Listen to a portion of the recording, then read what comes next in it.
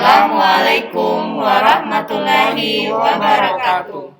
Kami dari kelompok 3 akan membawakan sebuah podcast terkait berorientasi pelayanan.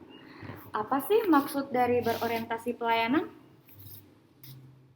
Orientasi pelayanan adalah rangkaian kegiatan dalam rangka pemenuhan kebutuhan pelayanan sesuai dengan peraturan perundang-undangan bagi setiap warga negara dan penduduk atas barang, jasa, atau pelayanan administratif yang disediakan oleh penyelenggara pelayanan publik. Terdapat 3 unsur penting dalam pelayanan publik, khususnya dalam konteks ASN, yaitu pertama, penyelenggara pelayanan publik, yaitu ASN atau birokrasi. Yang kedua, penerima layanan, yaitu masyarakat, stakeholders, atau sektor privat. Dan yang ketiga, kepuasan yang diberikan dan atau diterima oleh penerima layanan. Panduan perilaku atau kode etik dari nilai berorientasi pelayanan sebagai pedoman bagi para ASN dalam pelaksanaan tugas sehari-hari, yaitu yang pertama, memahami dan memenuhi kebutuhan masyarakat. Contoh yang baik berupa kita harus dapat memahami kebutuhan masyarakat.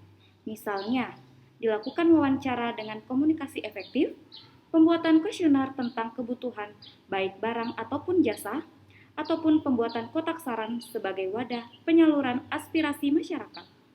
Contoh yang buruknya, misalnya, kita hanya memberi pelayanan tanpa mendengarkan keluhan ataupun pendapat dari pelanggan atau pembeli.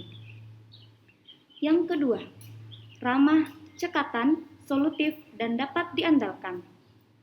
ASN yang berorientasi pelayanan sebaiknya melakukan pelayanan prima, seperti menerapkan 3S, yaitu senyum, salam, dan sapa, agar dapat memberikan pelayanan yang baik dan kepuasan pelanggan.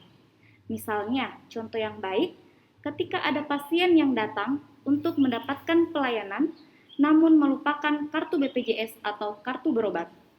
Kita tetap harus lakukan pelayanan dan terkait kendalanya tadi, kita tetap melakukan pengecekan di database sambil tetap melayani pasien tersebut.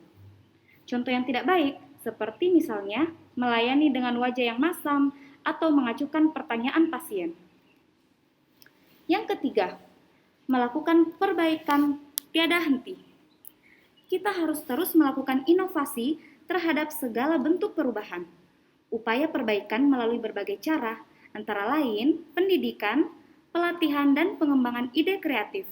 Misalnya, contoh yang baik itu untuk mengatasi antrian panjang di puskesmas, dibuatkan regulasi antrian online atau penataan ruang tunggu agar pasien tetap nyaman dalam menunggu antrian.